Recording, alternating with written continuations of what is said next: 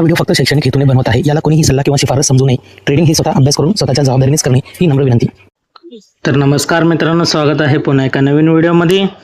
आजच्या व्हिडिओमध्ये आपण जाणून घेणार आहे 5 मार्च 2026चा निफ्टी आणि बँक निफ्टीचे इम्पॉर्टंट लेवल्स. जसं की इथं बघताय 4 तारखेचे आपण जे लेवल सांगितलं होतं, जसं की मार्केटमध्ये ग्लोबल क्रॅश झाल्यामुळं बाहेर जे युद्धजन्य परिस्थिती असल्यामुळे मार्केट खाली पडत आहे. सतत तिसरा दिवस आहे आज खाली पडायचं बघत आहे या ठिकाणी. तर तिसऱ्या दिवशी मी सांगितलं होतं जास्तीत जास्त डाऊन साईडचेच मुवमेंट येण्याचे चान्सेस आहेत, कारण की तशाच प्रकारचे परिस्थिती तयार झालेली आहे. तरी पण मी लेवल्स मी दिलं होतं, त्यानुसार जर आपण इथं बघितलं लेवल्स, तर इथं एकदमच गॅप डाऊन ओपनिंग झालेलं आहे. मी हे जे ओपनिंग आहे इथं क्लोज झालेलं आहे अगोदरचं 2 तारखेचं. त्यानंतर इथं हे खालचे लेवल हे एक आणि हे 3 लेवल असे दिलते मी अशा प्रकारे. तर याच्यामध्ये काय झालं, पूर्णच मोठा एक गॅप डाऊन ओपन झालेला आहे. गॅप डाऊन ओपन होऊन तिथून मार्केट काही वेळ सस्टेन करतो आणि त्या लेवलला इथं ब्रेक करून पहिलं लेवल जे आहे 24,500 जे की सायकोलॉजिकल नंबर, हे मी शेवटचं टार्गेट सांगितलं होतं, त्यालाच ब्रेक करते आणि वरच्या लेवलपर्यंत 24,500 पासून 24,600 पर्यंत गेलेलं आहे.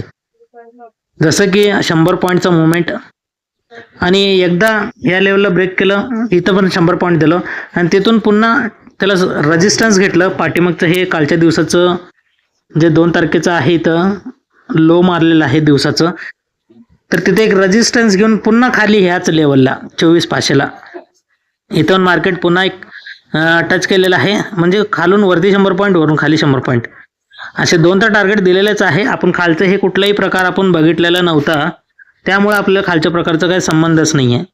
तर आता आपण काय करणार आहे, क्लोजिंग इथं जवळपासच दिलेलं आहे, 24,500च्या जवळपास दिलेलं आहे, म्हणजे 24,475, 25 पॉईंट कमी. तर आता आपण बघूया 5 तारखेचं मार्केट ॲनालिसिस. सगळे मी डाटा क्लिअर केलेला आहे. आणि आता आपण पहिलं जे हे राहणार आहे, पहिले जे टार्गेट इथं असणार आहे, दुसरं इथं असणार आहे, आणि तिसरं बघितलं आपण कॉल साईडचं इथं असणार आहे. आणि शक्यतो 3च टार्गेट आपल्याला म्हणजे बघायचं आहे, जास्त आपल्याला बघायचं नाही टार्गेट कॉल साईडचे.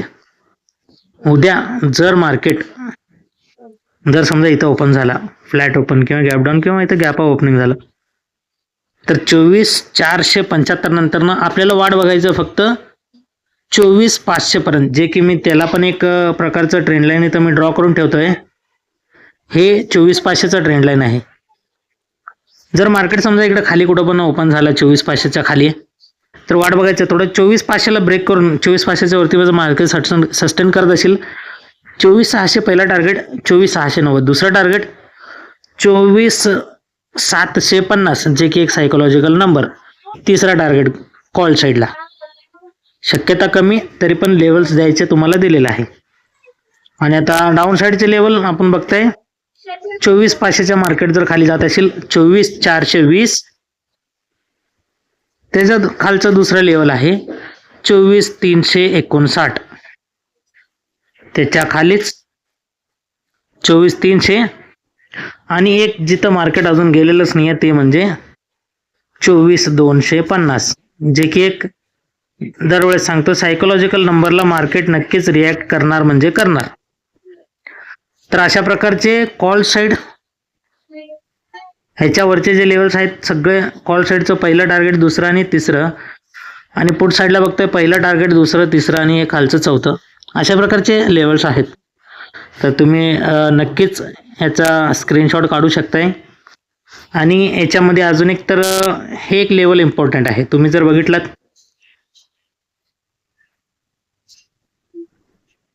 हे क्रॉस ट्रेंड लाईन मी तुम्हाला ड्रॉ करून देतोय. हे लेवल असं मी काय पॉईंट इथं जोडलेलं आहे ते पण तुम्हाला एक लॉजिक सांगतोय. इथून ते इथपर्यंत मध्ये बघितलं, वरती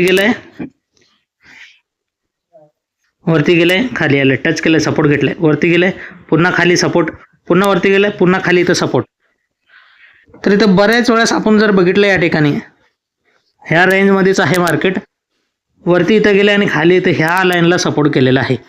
जर मार्केट समजा उद्या दिवशी इथं वरती ओपनिंग झाला, ह्या सगळ्या ट्रेंड लाईनला तर आहेच, हे सगळे ट्रेंड लाईन जे आहेत हॉरिझॉन्टल लाईन तो तर आहेच. तुम्हाला अजून एक कन्फर्मेशन म्हणून इथपर्यंत क्रॉसपर्यंत येईल मार्केट, आणि या क्रॉसला जर ब्रेक करून खाली गेला तिथून डाऊन साईडला पडायचे चान्सेस आहेत, आणि डाऊन साईडला हे खालचे सगळे टार्गेट मी तुम्हाला दिलेलं आहे, बघताय तुम्ही. तर हे झालं निफ्टीचं. आता बघूया बँक निफ्टीकडे. पूर्णच गॅप डाऊन होऊन तरी पण आपल्याला काय केलेलं आहे, 1-2 टार्गेट इथं वरच्या साईडला दिलेलं होतं, पण बँक निफ्टी तर खूपच मोठा गॅप डाऊन झाला आहे. जवळपास क्लोजिंग इथं आहे, कालची क्लोजिंग, आणि तिथून ओपनिंग जर बघितलं आपण पूर्ण 1,500 पॉईंटनं मार्केट खाली आहे. 1,500 पॉईंटनं मार्केट खाली ओपनिंग झालंय.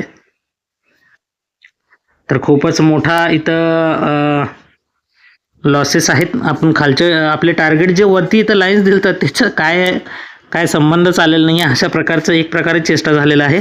म्हणून आपण ह्या सगळ्या लाईन्सला सोडून देऊया.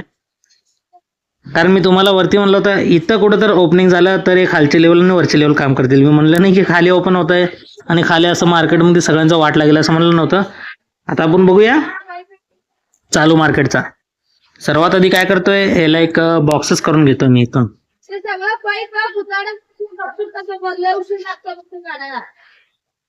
हे अशा प्रकारचं एक बॉक्स करून घेतलं, बरोबर का. आता उद्या ह्याच्यावरती जर लेवल जायचे असतील, आता उद्या हे समजा ह्या बॉक्समध्ये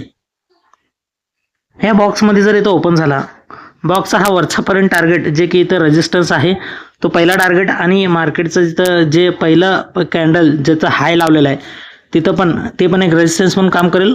म्हणून मार्केटची ओपनिंग इथं कुठं झालं तर इथं वरचं टार्गेट हे असेल आणि खालचं टार्गेट हे असेल. आणि वरती टार्गेट जर ह्याला ब्रेक केला, ह्या बॉक्सला जर ब्रेक केला, त्याच्यावरती मग पहिला टार्गेट जे असणार आहे इथं बघू शकता 59,000.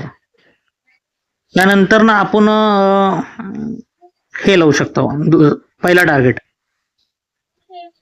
दुसरा टार्गेट इथं. आता हे बॉक्सला जर मार्केटनं वरती ब्रेक केला, बॉक्सला मार्केट आता इथं ओपन केल्यावर सांगितलं पहिलं टार्गेट वरती इथपर्यंत, खालती दुसरा टार्गेट इथपर्यंत, खालचं पहिला टार्गेट इथपर्यंत.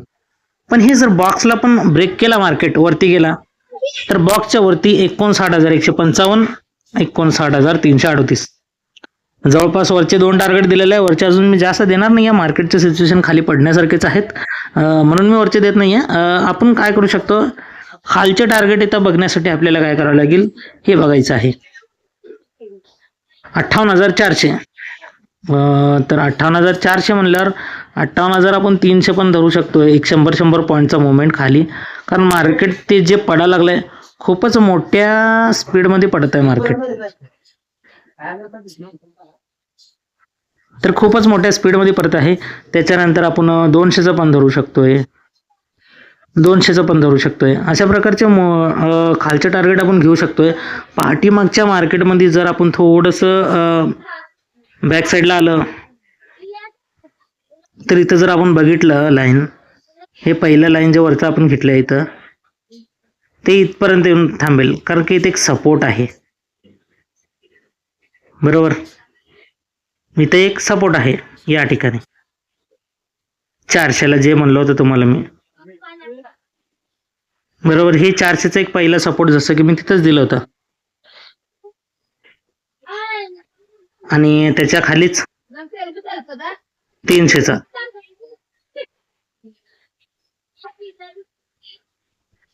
हे दुसरं टार्गेट, आणि त्याच्याच खाली जर अजून एक टार्गेट घ्यायचं म्हणलं तर इथं घेऊ शकतो अजून एक 100 पॉईंटचा 200चा, 200, 300, 400 अशा प्रकारचे ह्या बॉक्सच्या खालचे 3 टार्गेट आहेत.